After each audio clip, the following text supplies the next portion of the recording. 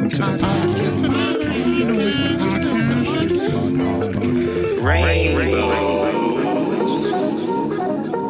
on wax. G'day and welcome to episode 13 of Rainbows on Wax. My name's Alex. And I'm Steve. We're here to talk about, well, first of all, we might talk about our weekends and stuff, but this episode is an episode on music that made us. But before we get into that, how was your weekend? My weekend was good. How was your week? Did you do anything on the weekend, or you did some stuff last week, right? You were live on... Yeah, you were live all week on Instagram. Bunch of sessions last week. Worked with Sally Wilson, super talented, like actress, singer, songwriter. She's she just come into Yamanui, and we were basically doing the song for the movie that she's acting in at the moment, and like I think we booked half a day, and the whole song was finished. Sick. I opened it before, and like I was just like, we can look at this mix, but it's so close. What type of music is it? It's kind of like that really southern soul, deep, like Nancy Sinatra, bluesy. Okay. Yeah. Cool. Beautiful, warm, folky. Yeah. Had like a mallet on a kick drum, just going doo, Oh, yeah. doo, doo, like super soft, you know. Nice. Sally Wilson. Yeah, Sally Wilson. Keep your ears peeled for that. What's the movie called? Sojourn. Yeah. It's like it's not Sojourn. It's like it's another language. It's How do you spell it? SOJ JOURN. Okay. Sojourn. Cool. Sojourn. Keep your eyes and ears peeled for that. Yeah, local production, Sunny Coast. And then you were live with Chucho last week. So that was the week before. Oh, that was the week before. What were you doing last week? You were in a really nice house. Yeah, I was working with Sam Osmond. Sam Osmond, Noosa boy. Yeah. Heavily talented dude. Yeah, I just heard some of the tracks sounding really awesome. Yeah, he can scream stuff. His head off. Yeah. Like it's so fun. So we were like kind of just we're basically producing his album. Yeah, cool. It's so hard to describe. You're just gonna have to wait and see for that one. But yeah, it did remind me a little bit of the stuff I did with the Riot. If anyone already knows the Riot, it's kind of that. It's like metal hip hop. It's metal. There's hip hop influences. Kind of kooky comedic elements too, and yeah, I'd say it's like I don't know. It's like not really like Prodigy, but you know, it's kind of got that heaviness of artists like Prodigy, but kind of a bit more screamy. Mm-hmm. You know, lots of sections in the music. Really cool. Yeah. Like K-pop sections. Like that's right. Yeah, choppy. A new feeling every 8 bars kind of thing. That's cool. But it was a lot of fun. Yeah. And I so can't wait to do more with him. So you got like a couple of months. So you're going to work on that, or a month to kind of put that together. Yeah. Sam Osmond. Sam Osmond. Is that his artist name too? He's thinking about his artist name. Okay, so cool. Nice. Fresh as Daisies. Yeah. Fresh project. Fresh project. Yep. Should be fun actually. Yeah, real good. How about you? What's cooking? So I was at the station this weekend. We had What's So Not on Saturday, as well as Redwood Scoundrel outside. Yep. What's So Not was wild, actually. I didn't stay the entire time, but he did do 2 sets. He did like a simmer down-ish set, which still wasn't that simmery. Yeah. It was still dancey. It was still like full on. Is that like that early trap stuff? Did he bring any of that? I don't know. There was a lot of kind of like remix songs that I knew, you know, like kind of big hitting songs from all sorts of years. Like, I'd say like 90s, 2000 remix, all the way up to kind of modern, like stuff that he's obviously remixed. But wicked show, like CO2 cannons, lasers, screens. I think I saw Christian Patey actually posted some videos. Yeah, he was there. Yeah, Christian was there. Yeah, I think he picked him up from the airport and like brought him up. Right. I believe his name's Chris as well, actually. Yeah. What's So Not? He was an awesome dude, lovely guy. I see his stuff on social media. He's really like, you know, avid in kind of like promoting local music and like keeping the scene alive. And it was a good turnout. I'd say it was like close to 600 people, I'd say, were there, which was Very awesome. good. Like still plenty of room to dance at the station. Mm-hmm. But yeah, wicked show. And then we had NAIDOC day after. Mm-hmm. So it was a big weekend. It was like Sunday morning, kind of in at 8 o'clock in the morning, setting up PA. Mm-hmm. But that was wicked. The standout for me for that was probably the Gubby Gubby Dances, I believe it's called. Yep. Yeah, amazing. Yeah, so Gubby Gubby is obviously the country we're on up here. So their traditional owners, they came out and did, I guess it was like a welcome as well as like other stuff. It wasn't like your traditional kind of welcome to country, although it was. But obviously because it was a NAIDOC event, it wasn't just kind of like, oh, let's quickly do a welcome and then like move on to the rest of the event. They were there. They did like 6 pieces. Sick. Rad dancing. Yep. Rad singing. You know, we could do like probably a whole episode. It'd be cool to kind of talk to, because he's a songman too. Yeah, so like, yeah. you know, ancient music, but also like modern stuff as well, like for them. So maybe to our ears, it's kind of like, oh, this sounds like a traditional indigenous song. But he was saying, yeah, there was a couple that he did that were written, I guess, like in the past, like 30, 40 years or something. Awesome. You know, and obviously a lot of their music is about like a scenario or something to do with animals. And then the dancers kind of do that. They did like one about emus, one about, because I think it's Red Belly Black Country we're on here. Yeah. So that was awesome. And yeah, everyone was really great. There was like indigenous rappers, Big Noise, Little Mace, really cool stuff. Heaps of energy. It was cool too. Like, I think it was Little Mace. We had like just all the kids come up on stage. Sick. So it was just like such a family event. Yeah. And like these guys, you know, obviously lovely family people, but they, you know, they're hip hop looking dudes. Yeah. Like they're looking cool. Yeah. And it was just sick like that. All the family, all the little kids, everyone just kind of come up on stage and was just like stood up behind them while they were doing their set. And then I think it was the Sugarcane Mamas. Yeah, right. They were rad.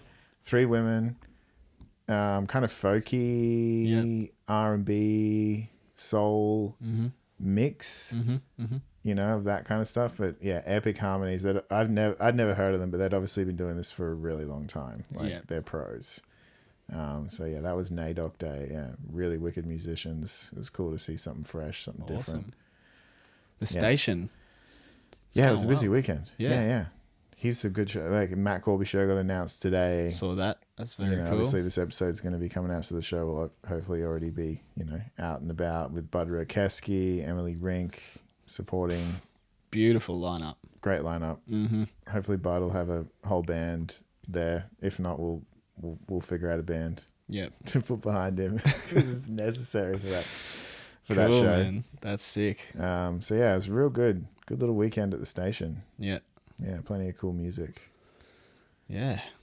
But today's topic. The music that made you. Music that made us. I was thinking about this in the car trip over here. Yeah. I was like, you know, what's the topic? We need, you know, always need to come up with new topics, inspire sort of conversations, stuff like that. And I think I was like watching some people on Instagram talk about Newfound Glory. Wow. Throwback, but it was just an interesting comment. I'm going to preface this with, I didn't really listen to Newfound Glory. Neither did I. Yeah. That's like like an old household name. Yeah. Like everyone, and he was talking about it now. So like people are obviously finding them now. And he was saying that there was these comments that were left that were like, oh, this is like, you know, a ripoff of like pop punk. And he was like, no, this is pop punk. This is where it started. He was kind of arguing that Newfound Glory, one of their first record, was the record that started pop punk. You know, I guess like prior to Blink-182, which is, you know, one of the songs I guess that made me was Damn It. So we were both pretty young when Damn It came out. You know, like I'd say Blink-182, you know, the real, like if you're a teenager when Blink-182 is coming out, you'd be a little bit older than us, maybe like 10 years older than us. Because I remember it, like Damn It coming out when I was in like primary school, maybe like grade 3 or 4. That early, was it? I feel like it could have been, yeah. Really? Yeah. I thought it was, oh, well, I suppose I didn't latch onto it until I was a teenager. Neither did I. didn't really latch, but I knew Damn It. Like Damn It was a hit song. It was being played on radio. Yeah. And it was one of the first songs that riff. One of the first guitar tabs, like Well, before that, like somebody taught it to me. So that was like the first riff that I learned on a guitar was from Damn It. And I remember it had like a swear word in the song. I was like, this is awesome. It's got a swear word in the song. Listening to Triple J, which, you know, as like a little kid, obviously my mom didn't mind, but, you know, some kids weren't allowed to listen to Triple J because it had swearing in it. Mm-hmm. But that was one like real pivotal thing, I guess, where it's like, oh, I've learnt something on a guitar. Mm-hmm. It was that, and then not long after that, it's my friend's dad, actually, Rob Maitland. Shout out Rob. And he was a musician, and we like lived in his house. I think Mum rented his house off of him. And anyway, we were family friends as well. So yeah, I'm pretty sure he taught me that riff and a Red Hot Chili Peppers riff. Maybe Scar Tissue, I'm going to say. It was Scar Tissue riff, or just like the beginning of it. Wouldn't have been much. So like for a 9-year-old. The main riff, yeah. Main riff. And that's like, you get the bug, right? You know, you get the bug for music. It's like, oh, I can do something on a guitar. And I probably was about 10 years old. So I didn't really like start properly learning guitar until I was in grade 8 in high school. So I know high school now is grade 7, but grade 8 was our high school. It was Maroochydore High. And I just started learning like a few more things. I started learning guitar a little bit more. Steve, I think, was my guitar teacher. Legend. Yeah. Legend, here at Maroochydore High. And that's when I kind of got changed out of this huge class. It was like 35 kids, which is massive class of children. It was just, there was like 300 or 400 grade 8s. Wow. Yeah. And I'd learn a few chords and I could kind of play a little bit, but I was good at school. I was a good kid. Yeah. So they put me into the music extension like class. Yeah. So kids on scholarships or whatever. Not that you needed a scholarship, but you needed like to be good at music to be in that class. So they transferred me over to that one. And yeah, that's sort of when I started learning another big pivotal song for like, again, it's maybe not music that I do love it, but music that made me want to play. Yeah. So it was Tenacious D. Yeah. Dude. Yeah. So when that song Tribute came out, like, how Huge. good is that music video? Still one of the best. Epic. Like, getting in that little portable recording studio. I know. It was just like a pivotal moment of being like, yeah, so, you know, learning that song was a massive thing. Like, you could show off. I probably learned the whole song of that one too. It's probably one of the whole, like, the first song I'd learnt like all the way through because I had a teacher. So that was a big one for me. I must say, Jack Black was probably the best music teacher I ever had in my life. Yeah. Yeah, his energy. School of Rock, man. School of Rock. Like, probably the most played DVD when I was learning music. True. Like, hands down. Yeah, I wanted to be that kid, that guitarist. I was like, this dude's a freak. Like, everyone's a freak on this. Like, how do they all know music so well? Yeah. They're probably older than what they were playing. And, you know, I realize that now as an adult. But still, they were really good at what they were doing. And the playlist on that, right? Yeah. Which is, like, talking about music that made us, that was where I grew up, in that kind of sound, that playlist, that whole...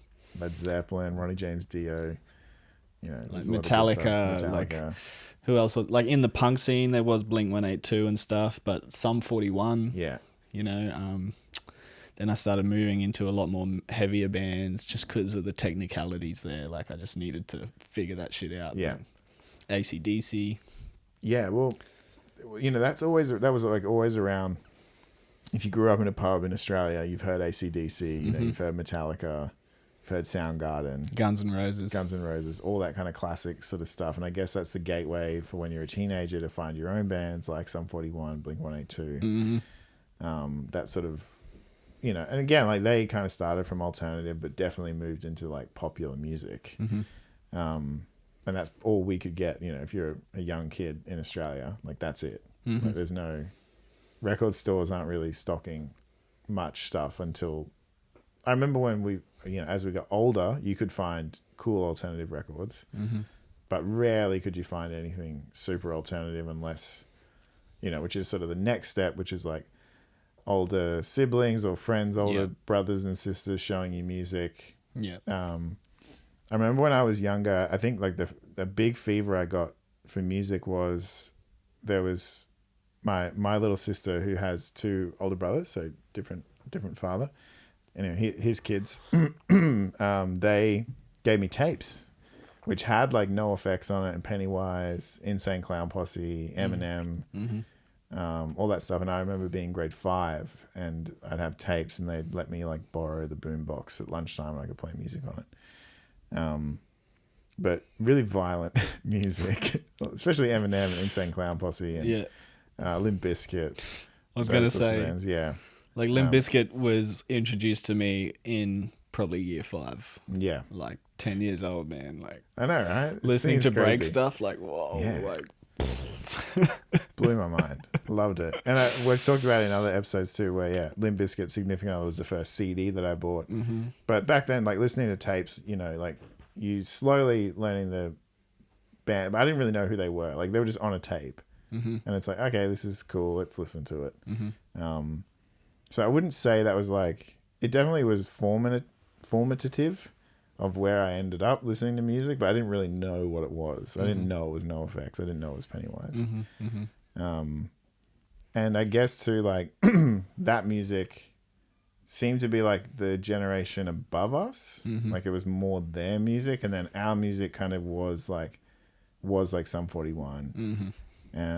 And I guess Blink-182, like by the time they became popular, we were teenagers. Like the early stuff we would have been a little bit young, but when they were really hitting a stride, we would have been early teenagers, and that's like the perfect time to be listening to Blink-182. It was also that time of like very polished kind of, what was it, early 2000s pop music? It was or like late 90s, early 2000s. It was the birth of like that R&B scene was huge. Yeah. Cisco was coming out then. Yeah, dude. You know, there was a lot of weird stuff. Cisco the Thong Song. Thong Song. I remember like Jagged Edge. Yep. You know, like Let's Get Married. Like it was a massive R&B movement in the early 2000s. Yeah. Destiny's Child. Shaggy. Yeah, Christina Aguilera.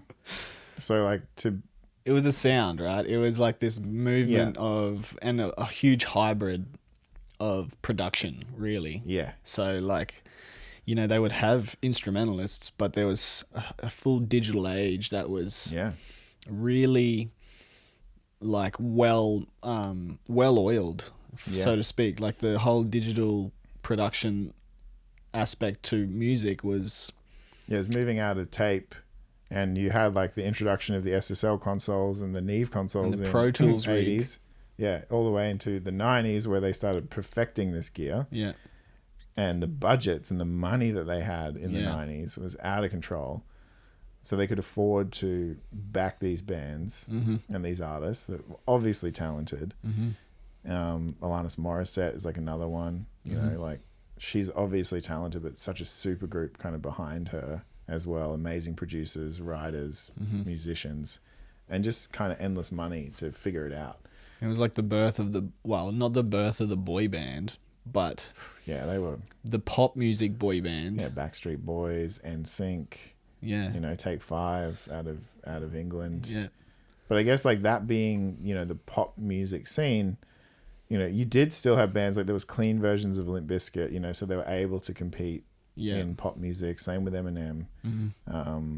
All that kind of stuff was still able to compete in that, but then you had like their records that you would go and buy because you wanted the swear words and you wanted like all the other music that was on it. Really great records.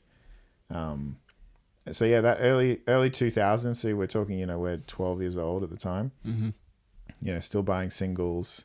Another band actually to shout out from that era was like Massive Attack. Because that Teardrop song like just wrecked me. I loved that song. Yeah. Like what a wild film clip as well with the baby. When was Portishead? Later. They were like maybe a bit later. I don't 2010. Yeah. I never got hugely into Portishead. I'm definitely aware of them, but no, Massive Attack. Again, not that I got like into their back catalog or anything, but they were like such a unique band to kind of slip in to the early 2000s in amongst chaos of like pop punk, R&B and soul and rap music. And rap and hip hop was really probably the strongest in the game at the time, right? Well, if it wasn't at that time, it was becoming it. Yeah. And like the birth of new metal and Linkin Park and all taking on all of that kind of hip hop element. Like everyone was pulling inspiration from hip hop. Yeah. At that time, especially like after NWA and Wu-Tang Clan. It was after that era. Yeah. But, crazy time for music, man. Yeah, it's wild. Like so much money in music at that time. Yeah. Probably the peak. Probably. Yeah, the amount of money that they were making and reinvesting into the bands. And we've talked about this, like whether or not making albums sort of influences how good your songs are when you're able to go in and make records and have a mindset of making records. Like we've talked about that as an individual, but if you had the money to like pay producers to be in that mindset, writers to be in that mindset, studio musicians to be in that mindset too. Like if you're able to pay, let's say 12 people really good full-time wages and all they have to do is wake up every day and go into a studio and make music, like you're going to have some cool stuff, which is, I think, why there was just such an abundance of it then. Yeah. And so, like the rise of the music, well, it's not the rise of the music video, but the music video, it was Channel V, it was late MTV, like all of these cable TV channels competing for air. CDs. Yeah, still which was like CDs. Probably why there was so much money in the scene, because it was so cheap to make CDs. Yeah. But they were selling like hotcakes, man. Like Yeah. I remember as a kid, like my favorite thing to do was like convince mum to take me to Cairns, which was an hour away, so we could go to Sanity, man. Yeah, exactly. You know, and like just be like, Mum, how much can I spend? You know? Yeah, $20 is all you get. Or like, $5 for a single. Yeah. Yeah, $20 for an hour, maybe 30 sometimes. I remember one Easter, I convinced my grandmother to not buy me any chocolate, and buy me an Eminem Stan CD. And I don't think she realized what she was doing. Yeah, they'd have no idea. Parental guidance recommended all over it. Yeah, doesn't matter. Yeah, Stan was such a big point. Dido, I guess, too. Like, you know, such a massive artist at that time. And yeah, I don't know if like we're seeing that investment, you know, still these days. I'd say like, you know, getting back to our topic of the music that made us. So like by 2006 to 2008 was when I was discovering, you know, my music that I really liked, which again would have all that foundational work of listening to NoFX and Blink-182 and stuff, that was the emo scene, you know, that came out of everywhere in America. And we had access to it over here with bands like, you know, Under Oath, Senses Fail, Taking Back Sunday, Dashboard Confessional, Bullet for My Valentine. Yeah. Like, so you had this quality of songwriting. Yeah. They're probably like making enough money, or at least there's enough going on in America to like play enough shows to sustain this. But then the record labels still had money. So early 2000s, like I'd say the money was like starting to disappear with burning CDs, sharing music digitally. Yeah, it was starting to go away. Yeah. Pirating came in heavily. Like that rise of the internet. Yeah. Like everyone knows the story of Metallica kind of suing, what was it, Napster? Napster, yeah. Yeah. That's kind of the whole thing, right? It's like the musicians were trying to push back on something way bigger than them, and they couldn't. They were trying to stop something from happening where they should have just been like embracing it in some way. And maybe that's what really slowed the whole growth of the industry in that time, because beyond that, we've now got streaming. We've got all of these things that music is so accessible. Like we can just put Spotify on and it'll decide for us now, you know? Whereas like you've really got to go find the music that made you now. Like you've really got to go seek it out, or have the playlist, you know, already curated for yourself. Yeah. I'd say now like the term is the media that makes you. Yeah, literally. You know, it's the social media that is like making you and telling you what to listen to. And there is still great music in all of it. Like a lot of the popular music now is still really, really good. There's still plenty of amazing stuff being made that becomes like influential on people's lives. But I don't know, like we really loved it, you know, like it defined who we were. It made us dress a certain way because bands or friends, you know, dress that way. Spiky hair. Yeah, spiky beaded hair belts, necklace, skinny jeans, jeans. all that sort of stuff. Like buying girls' jeans at Valley Girl because like, it's the only place that sold them until I think Australia had November jeans eventually, but they were too expensive. So like $20 Valley Girl jeans. Smart. Stocklands in Townsville. Yeah, all those things like, and again, that residual money was still there. So you had bands like Under Oath charting at number 2 on Billboard. Quite a heavy band for the mainstream, but still charting that high because of however Billboard works, CD sales or whatever it was at the time. You still had them succeeding, and like quality production, quality songwriting, quality shows, like everything was epic about that band. And I know they had stuff like prior to They're Only Chasing Safety, but that was the big pivotal moment, I think, for Under Oath. And obviously the previous singer went on to do great stuff too with Maylene and the Sons of Disaster. Like they all seem to know each other and tour, and, Van's Warped Tour and Tony Hawk skateboarding and all of that stuff that just added to the culture. Yeah. Whereas now I think like I'm still seeing kids like adapt to that culture, but it's that culture. It's not like a new one. And I could be wrong, and I could be like, oh, I'm old now and I'm not understanding what young kids are doing or whatever. But I'm still seeing it. I'm still seeing kids like want to be emo kids and want to be punks. And it's so interesting because like working with Sam last week, right? Before we started the session, we were just like YouTubing references and like finding stuff. And how old Sam? Sam, I don't know. My guess is like mid-20s. Oh, yeah.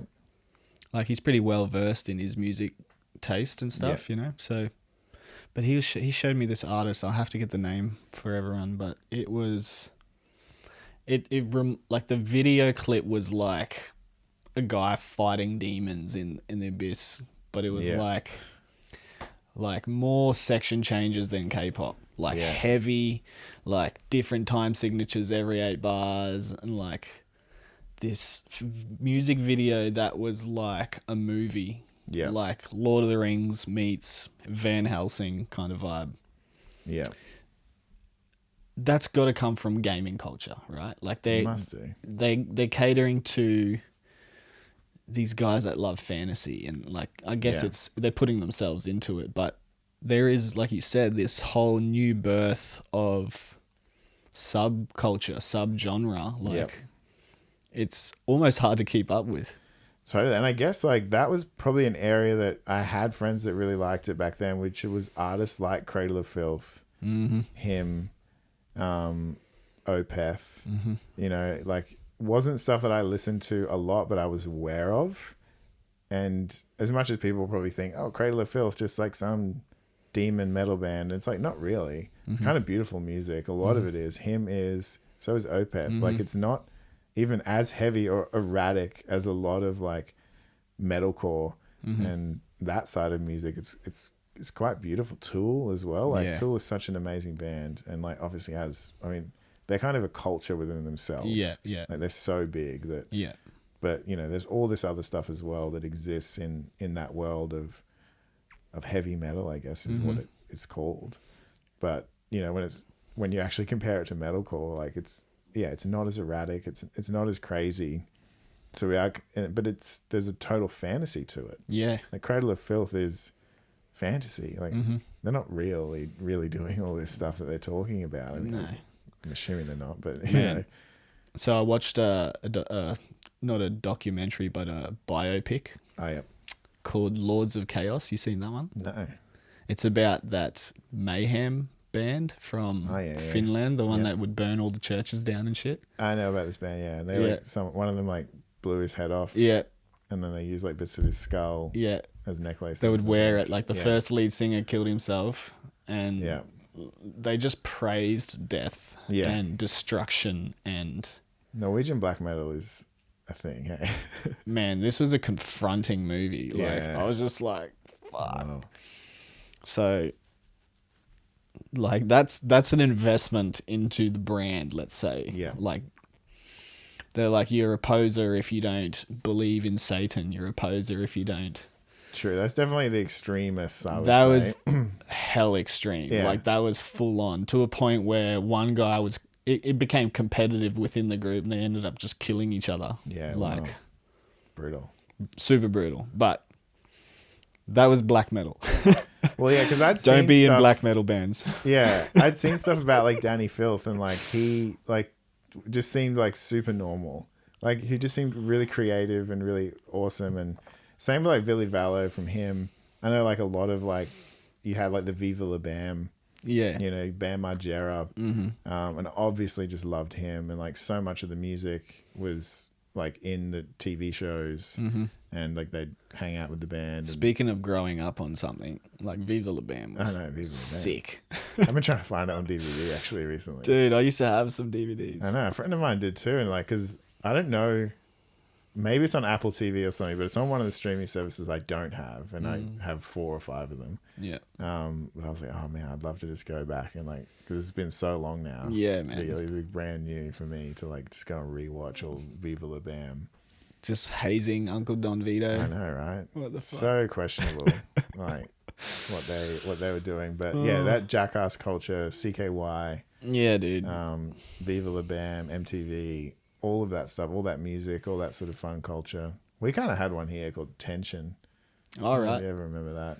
If you saw that. Oh, we had some. It wasn't as brutal, but we had some up in FNQ. I can't remember the name, but again, it was like it showed me music. It showed me. Yeah. It showed me artists that I still kind of reference today, like Cold Chamber. Yeah. Like heavy music. Yeah. You know.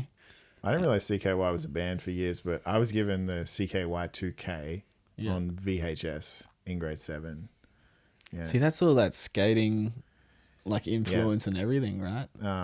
Rammstein was on there as well. It's another like huge culturally significant band.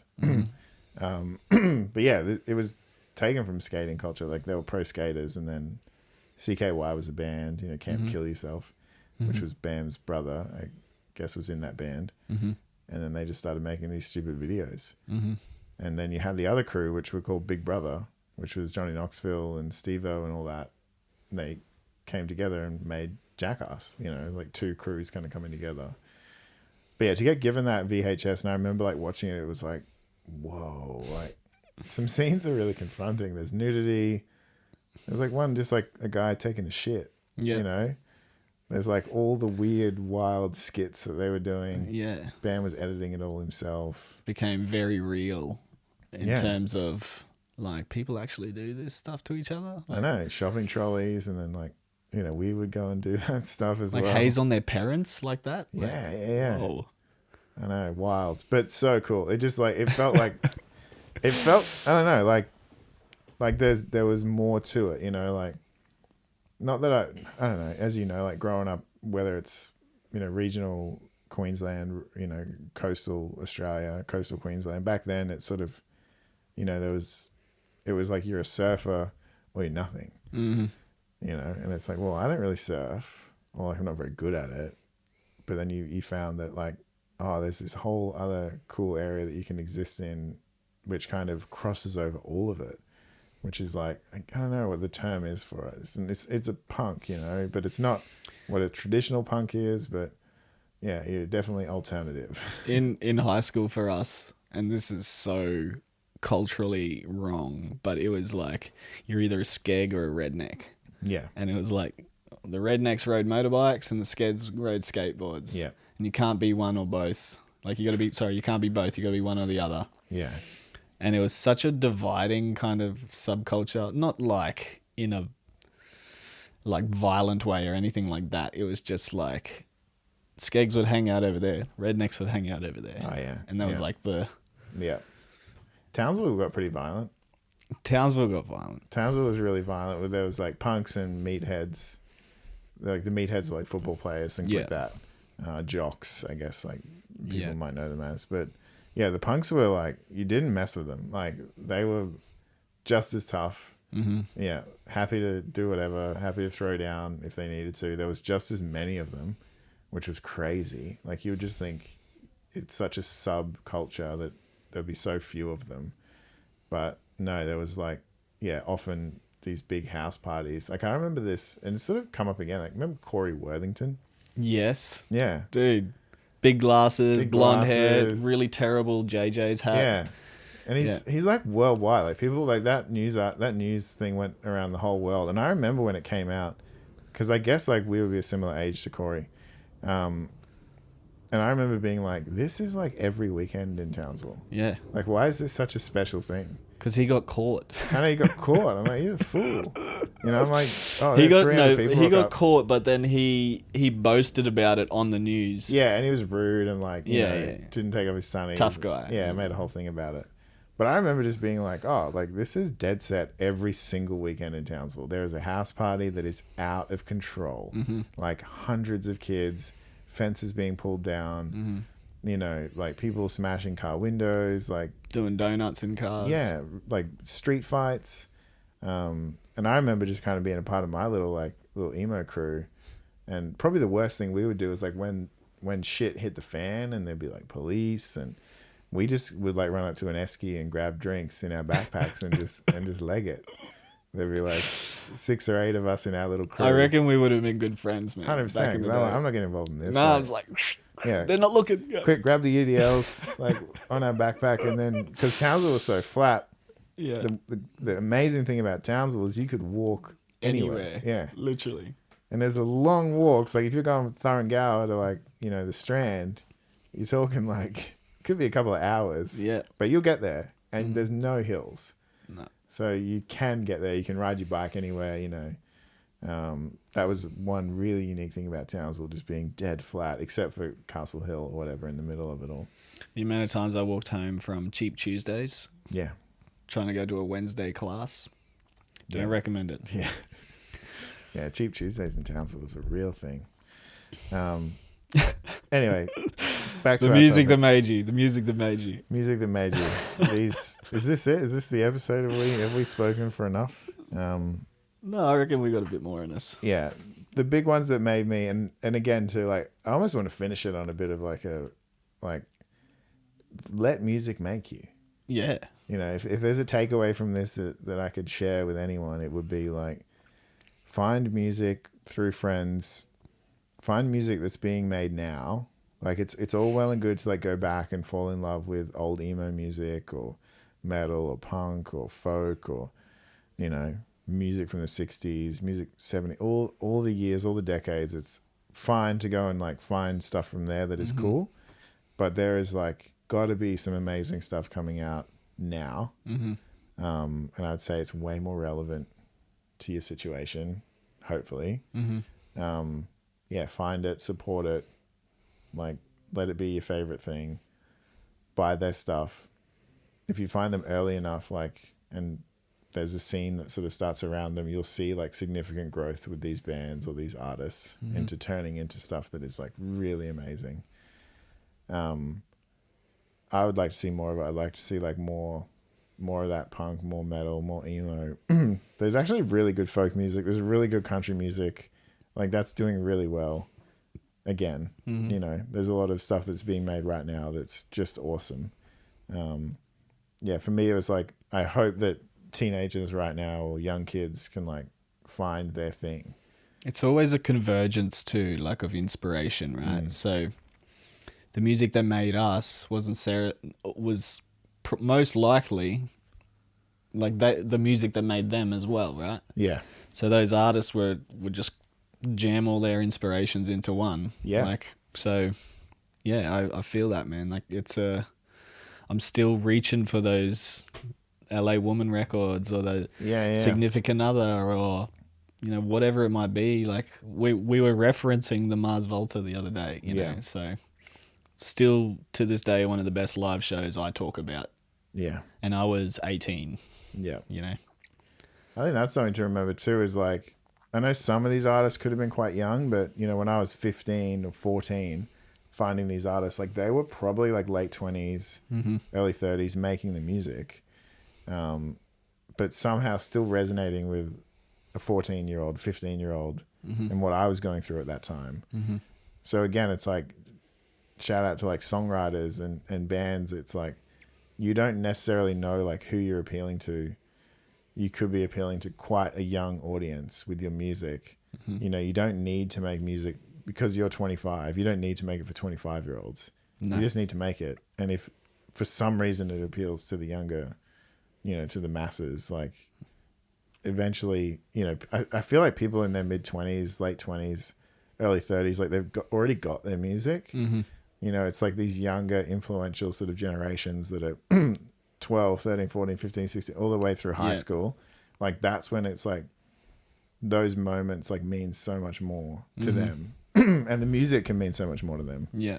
So, you know, make music for them, promote it to them. Yeah. Don't feel like it's a weird thing to be like, oh, I'm bloody late 20s and I'm like trying to promote my music to young kids. It's like, no, that's what needs to happen. They need to find their thing. Put yourself in your 14-year-old shoes. They might not fit, but yeah, you could influence somebody, you know. Exactly. In the right way. Cool. Music that made us. That's right. Tune in next week for another episode of Rainbows on Wax. Thanks, guys. Rainbows.